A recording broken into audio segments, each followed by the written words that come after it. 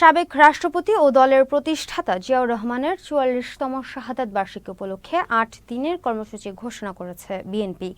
আজ গুলশানে চেয়ারপারসনের কার্যালয়ে দল ও অঙ্গ সংগঠনের যৌথ সভা শেষে এক সংবাদ সম্মেলনে দলের সিনিয়র যুগ্ম মহাসচিব রুহুল কবির রিজভী ২৬ মে থেকে ২ জুন পর্যন্ত ৮ দিনের কর্মসূচি ঘোষণা করেন।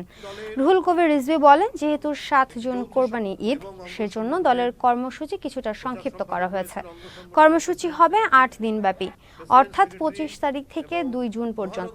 ৩০ মে সকাল ১০:৩০টায় শেরেবাংলা নগরে জিয়াউর রহমানের কবরে ফুল দিয়ে শ্রদ্ধা জানানোর পাশাপাশি আলোচনা সভা, দুস্থদের মধ্যে চাল ডাল সহ বস্ত্র বিতরণ সহ বিভিন্ন কর্মসূচি রয়েছে।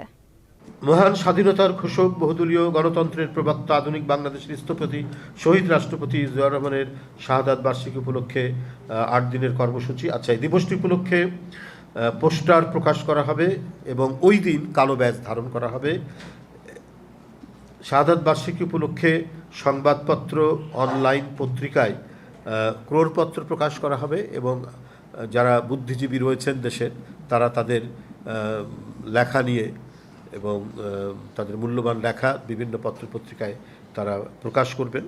আগের দিন অর্থাৎ ২৯ তারিখে ইঞ্জিনিয়ার্স ইনস্টিটিউট রমনায় দলের পক্ষ থেকে, অর্থাৎ বাংলাদেশ জাতীয়তাবাদী দল বিএনপির পক্ষ থেকে আলোচনা সভা অনুষ্ঠিত হবে এবং সেই আলোচনা সভায় আমাদের জাতীয় নেতৃবৃন্দ সহ দেশের বরেণ্য বুদ্ধিজীবীরা তারা বক্তব্য রাখবেন।